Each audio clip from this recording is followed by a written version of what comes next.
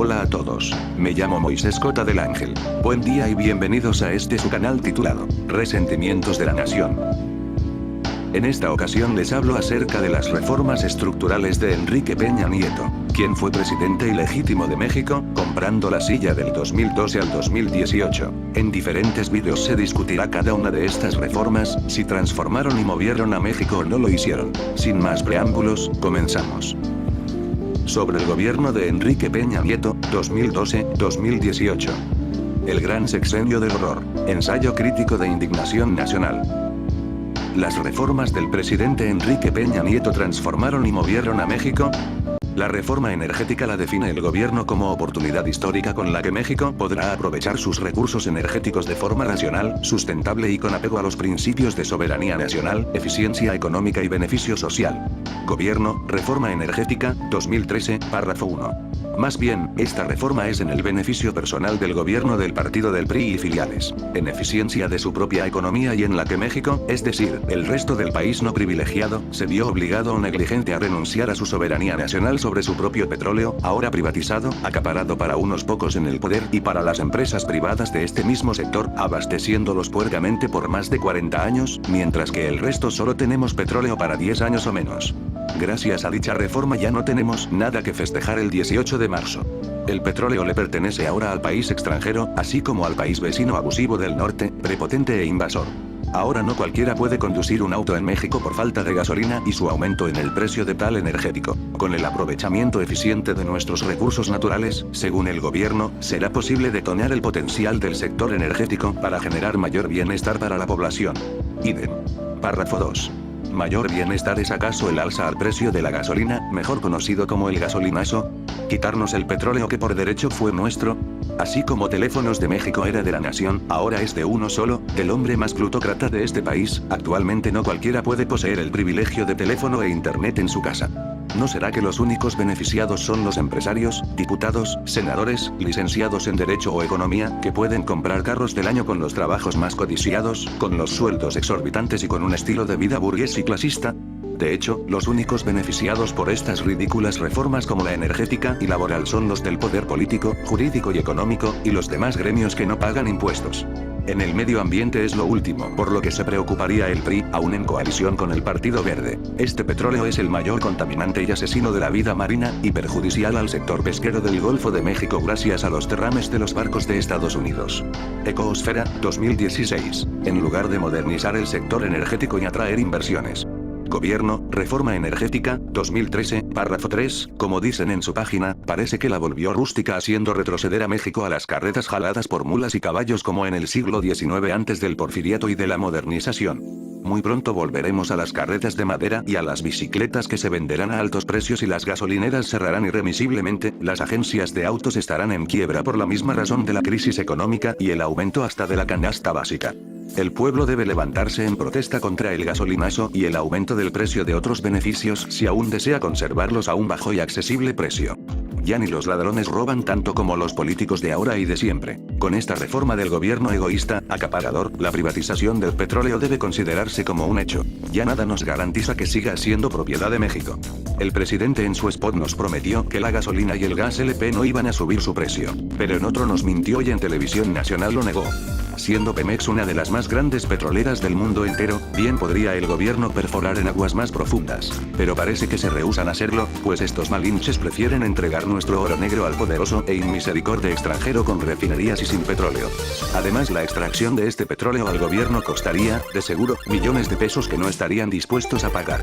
En cambio decidieron subir el precio a los impuestos ya que el Estado, es decir, el gobierno, se está quedando con dinero más que suficiente para poder costearse gasolina, entre otros lujos innecesarios como el avión presidencial y casas de millones de pesos, mientras que nosotros perecemos en el hambre, en la miseria y en la podredumbre donde siempre hemos estado. Tal vez la reforma energética haya tenido éxito en otros países como en Brasil y Colombia según sus estadísticas, pero en México fue un rotundo e irremisible fracaso como todas sus reformas, porque jamás nos ha beneficiado a los demás mexicanos. Al contrario, nos ha perjudicado y dejado en el rezago social y económico. Solo en países del primer mundo y potencias mundiales será viable cierta reforma, tal vez. Pero no nos importa lo que digan de los demás países, nos importa México por el hecho de que vivimos aquí, no por mucho. El gran propósito de la reforma educativa, según el gobierno, es hacer de la educación la fuerza transformadora de México. Esta reforma es fruto del compromiso y la determinación de todos. Gobierno, Reforma Educativa, 2013. ¿Es acaso fuerza transformadora esta reforma que no es reforma, sino contrarreforma, que no es educativa sino laboral y administrativa? ¿Acaso esta es el fruto estéril del compromiso y la determinación solo de los padres de familia que tienen que mantener a las escuelas públicas pagándolas con su dinero, así como intendencia y material didáctico? ¿Qué acaso fuerza transformadora es la privatización de la educación pública, así como el petróleo? Que está ahora en manos de empresas extranjeras, tomando en cuenta que este es un país petrolero. Si se le dejó de invertir en educación o si se descuidó la educación por negligencia del gobierno, y su sistema educativo que ha mantenido a muchas zonas rurales del país aún en el alfabetismo, ¿cómo podría evitarse que los alumnos tuvieran peor condición física y mental? ¿Cómo no esperar que los alumnos, al menos la mayoría de ellos, fueran mediocres en la habilidad básica matemática y pésimos en comprensión lectora? Con decirles a los padres de familia y a los profesores, en su mayoría perjudicados por esta reforma, que el analfabetismo funcional es una tradición en el país, sobre todo en los exámenes. Las carencias son severas en ciencias, según el gobierno, según PISA, el Programa Internacional de Evaluación de los Alumnos, de la OCDE, la Organización para la Cooperación y el Desarrollo Económico, en matemáticas, en lectura, en educación artística, en educación física, en conocimientos del idioma inglés, o en otros idiomas, y en computaciones por falta de espacios y tiempo en las escuelas públicas, sobre todo, para los alumnos, y la mala alimentación y condición física de los alumnos en zonas pobres y rurales del país, y las zonas urbanas de la clase media, no son las más educadas y bien alimentadas que digamos. Ni la clase alta y acaudalada en escuelas privadas son las mejores educadas, solo mimadas, tomando en cuenta que son los únicos con excelente educación e infraestructura en este país. ¿A qué se debe a la falta de espacios y tiempo en las escuelas públicas? ¿Acaso a los maestros y directores de escuela? ¿Acaso a los padres de familia que no deben contribuir a estas escuelas con su propio dinero? ¿Que no es responsabilidad del gobierno y de la Secretaría de Educación quienes tienen que velar por estos problemas como su prioridad? Porque estos pueden darnos mejores escuelas, mejor educación y mejor calidad de vida, pero no quieren, prefieren ahorrarse el capital para velar por sus propios beneficios, gozando sus hijos de una buena calidad en educación que no aprovechan. Prácticamente los alimentos para los alumnos de bajos recursos son basura. No nutren y los deja en ayunas. No es de esperarse el fracaso de la educación en este país en el que ya no se le invierte una considerable suma en la educación, sino en los lujos de la clase política. Según esta página del gobierno, la reforma educativa consiste en mejorar la calidad de la enseñanza, que requiere de una política educativa integral que ofrezca soluciones concretas y de largo plazo a los problemas de fondo. Gobierno, Reforma Educativa, 2013, párrafo 2. Si quisieran mejorar la calidad de la educación, esta reforma no lo está haciendo. Someter a una evaluación a muchos de los maestros del país no conservará a los mejores maestros, sino a los pésimos, provocando despidos masivos aún por ley. La reforma se propone poner a las escuelas en el centro del sistema educativo, para transformar la relación entre autoridades, maestros, alumnos, padres de familia y la sociedad en general. El fortalecimiento de las escuelas es una condición necesaria para asegurar el aprendizaje de los alumnos e impulsar el desarrollo profesional de los maestros. Idem. ¿Que acaso las escuelas del país, al menos las demás, no estaban en el centro del sistema educativo?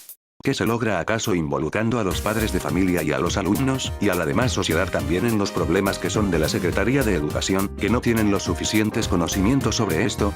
Los padres sin los maestros, sin las autoridades competentes y especialistas en educación, sin la administración adecuada, su sistema educativo así como dicha reforma no pueden sostenerse, aún con los fondos escolares. Para fortalecer las escuelas que aseguren el aprendizaje de los alumnos del país, lo que menos necesitan es privar a los alumnos de una digna educación, de buenos maestros, entre ellos humildes y honrados, del material didáctico así como libros con buena ortografía y de espacios adecuados que no tienen. Es decir, lo que menos necesitan es de esta reforma. Los objetivos de dicha reforma son: la profesionalización de la función docente mejorando las instalaciones, reducir la desigualdad del acceso a los alumnos de escasos recursos y de capacidades diferentes, e involucrar a los padres de familia y a la sociedad en general con su participación en la planeación del sistema educativo y de sus necesidades. ¿Qué escuelas han sido mejoradas en el país que no sean las privadas de las colonias más privilegiadas? ¿Qué escuelas públicas en la ciudad, en los pueblos o en los cerros han sido mejoradas y favorecidas por el poderoso gobierno federal o estatal? Porque aún vemos escuelas en las zonas marginadas que no tienen techos ni paredes, ni pupitres, ni material didáctico, ni uniformes, aunque el uniforme sale sobrando, ni comida para poder seguir estudiando. Aún se sigue discriminando a muchos alumnos por ser indígenas o de color por sus compañeros blancos, delgados, bonitos y mimados. Aún sigue habiendo agresión escolar al que ahora se llama bullying hacia el débil y bajito por los más altos, fuertes, brutos e insensibles. Se siguen burlando de los discapacitados sin que el maestro haga algo para no buscarse problemas con ellos ni con sus padres. Al ser involucrados los padres de familia y demás gente del vulgo en los asuntos de la escuela, se le quita responsabilidad a la institución. ¿Por qué los padres de familia y demás gente tienen que hacer el trabajo de los maestros, de los directores, de la Secretaría de Educación, y para colmo, sostener económicamente estas escuelas públicas si el gobierno y la institución pueden pagar mucho más? No sabía que profesionalización de la función docente significa mejorar el aspecto de unas escuelas y las demás no. Excluir a los alumnos de bajos recursos y de capacidades especiales, ¿acaso es costoso darles una educación, una oportunidad para salir adelante? Privatizar la educación haciendo más costoso el material didáctico y la educación básica, pues tal parece que la primaria ya no es gratuita. La reforma educativa, según el gobierno, es la vía para asegurar una educación obligatoria de calidad al alcance de todos los niños y jóvenes del país. Y dicen. Párrafo 6. Si aseguran eso, ¿cómo es que hay muchos jóvenes fuera de sus escuelas para ayudar económicamente en sus casas? ¿Cómo es que se puede llamar educación de calidad si dicha reforma evalúa a los maestros y no a los alumnos, misma que solo reprueba a los maestros y no a los alumnos, si las aulas y el material tienen fallas y son de pésima calidad? Pues muchos libros de texto de la educación básica fueron devueltos a la institución por sus faltas de ortografía. En vez de obligatoria, la educación parece un privilegio ahora con esta situación social y económica difícil que pasa cada joven y viejo mexicano. ¿Qué acaso desapareció la educación como derecho? La educación gratuita, laica e incluyente para competir en un mundo globalizado que hace uso del conocimiento y la tecnología, ¿acaso nos hará mejores personas? ¿Que compitiendo unos con otros vamos a ser solidarios con los que no tienen ni para comer? ¿Que ser solidario no es mejor que ser competitivo, ganarle a otros y dejándolos a su suerte?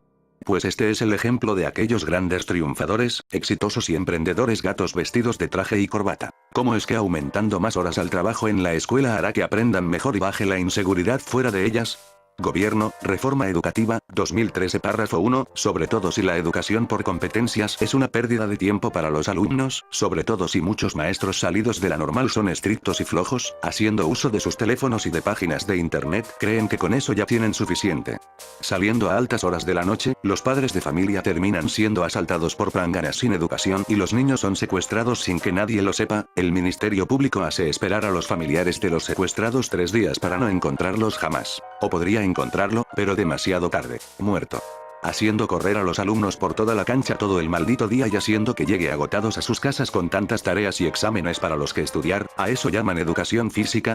¿Acaso se llama educación artística hacer gastar dinero a los alumnos y a los padres de familia en pintura, plastilina, papel cascarón y demás material para luego ser todo ese dinero desechado a la basura? ¿Acaso la computación y el idioma inglés, u otro idioma del extranjero, dependiendo de las escuelas, nos hará mejores estudiantes que los demás países subdesarrollados? Si muchos de sus padres no tuvieron la oportunidad de hablar un segundo idioma ni de costear una computadora propia porque tienen que trabajar para pagar la educación de sus hijos. Enseñarles la formación integral con valores cívicos que favorece el respeto de los derechos humanos y den cómo va a detener el abuso escolar, o bullying, aún gradualmente. ¿Cómo es que sus derechos serán respetados si, en cambio, serán pisoteados por el burgués cuando los alumnos sean más grandes? ¿Cómo mejorará la educación de los estudiantes de zonas marginadas del país con mejor comida? Porque el hambre no es lo mismo que la ignorancia. Debe ser una obligación de las autoridades educativas, y del gobierno estatal sobre todo, la alimentación así como la digna calidad de vida que jamás han tenido. Esta reforma les puede dotar excepto de autonomía para las escuelas. Maestros agotados de tanto dar clases a alumnos indisciplinados todo el día los 5 días a la semana. Directivos con la libertad de evaluar y despedir a los maestros que no les conviene aún siendo excelentes en docencia. Una torpe obstrucción burocrática en medio de la enseñanza-aprendizaje para el alumno de parte de pseudo maestros y de este sistema educativo fallido. Y la creación de un gremio llamado Consejo Técnico Escolar que supone mejorar y evaluar la educación cuando solo la monopoliza y empeora. ¿Cómo se supone que esta educación será de calidad teniendo los alumnos el mismo maestro todo el ciclo escolar? ¿Acaso esto no es el infierno, dependa del carácter del maestro o de los alumnos? Con esto no puede garantizar la puntualidad del maestro ni del estudiante en la escuela si los maestros se levantaran en huelga por esta reforma parando los días de clases. Los materiales didácticos estarán siempre disponibles para los estudiantes. Y piden, si pueden pagarlos o usarlos actualmente. Los maestros no siempre estarán dispuestos a las pesadas y altas jornadas de la enseñanza aunque quisieran. Los alumnos no deben estar involucrados en problemas de los maestros ni de autoridades. Es decir, meterlos en camisa de 11 varas, porque están ocupados comprendiendo las lecturas, batallando con su analfabetismo funcional y con las matemáticas en las que siempre darán la respuesta equivocada. La educación, sobre todo la básica, terminará por privatizarse si continúa esta reforma y no habrá más maestros de cualquier sindicato que impartan clases en cualquier escuela con la creación del INE, el Sistema Nacional de Evaluación Educativa. Los maestros honrados merecen una plaza asegurada para ejercer su profesión en paz, no ser evaluados y después reprobados. Habrá cuotas cada vez más difíciles de pagar orillando a los alumnos y a los padres dejar su educación. Esta reforma no es educativa, si es que esto ya lo mencioné, sino disfrazada de laboral y burocrática orientada a los maestros. Más bien es una contrarreforma que nos hará retroceder a los pizarrones de gises, al abaco, a los pupitres y uniformes más incómodos, o quizá a la edad de piedra. ¿Acaso esta mejora a la calidad educativa tiene como propósito el levantamiento en oposición a la reforma de los maestros en Oaxaca, su represión y su extinción de parte de la policía? 11 muertos y presos políticos. Esta reforma fue una iniciativa del gobierno del PRI con la participación del PAN y del PRD, de la OCDE y de Mexicanos Primero. Es decir, una idea sacada del extranjero adaptada para México, para su perjuicio, en lugar de su beneficio. ¿Cómo esta reforma va a elevar la calidad de la educación y llegará a los más necesitados si carece de todo sentido y contenido social? Los más pobres del país actualmente son analfabetas porque han sido forzados a sostener laboralmente a las clases más altas. No vemos a los que eran maestros con su plaza. Fueron obligados a realizar ese examen que fue diseñado para despedir a los maestros de forma permanente sin posibilidad de hacer otras funciones dentro de alguna escuela. El retiro es involuntario y definitivo, no hay opción. Los derechos de los maestros están más que pisoteados, como el resto de los demás jornaleros campesinos y derechohabientes citadinos. La evaluación es imparcial, objetiva y transparente. Gobierno, reforma educativa, mitos, párrafo 8, según el gobierno. Y terminan castigando, reprimiendo, encarcelando y matando a profesores en Oaxaca, en el 2016, pues no vemos ejerciéndose los derechos humanos por allá ni por aquí. Con dicha reforma no vemos que se impulse, en favor de los maestros de Oaxaca sobre todo, una evaluación justa, objetiva y transparente, porque las pruebas estandarizadas que se les hizo a los estados como Oaxaca no ayudaron a los maestros exactamente. Los maestros en Oaxaca y de otros estados, excepto CDMX y el Estado de México, sabían que iban a reprobar, se opusieron a ser evaluados cerrando las escuelas por meses. Pese a que la reforma educativa obliga a involucrarse los padres en la educación de sus propios hijos como observadores, así como el pago de las cuotas, no podrán interferir en la educación de los hijos, lo cual suena muy contradictorio. Podrán observarlos, pero no educarlos cuando la educación no solo es en la escuela, sino también y primero en casa. Dicen que los maestros son el recurso más valioso de esta reforma, ¿hasta qué punto? Si los que reprueban son ahora los maestros y ya no los alumnos. Si fueran el recurso más valioso, estarían protegidos sus derechos y aseguradas sus plazas en las escuelas, no en la calle comiendo sus días sin nada más que comer. En resumen, esta pseudo reforma es un atropello profesional. Gracias por ver este video. Si te gustó, dale like, comparte y suscríbete para ver más de mis videos. Nos vemos en otro video, en la siguiente parte de las reformas. Hasta luego.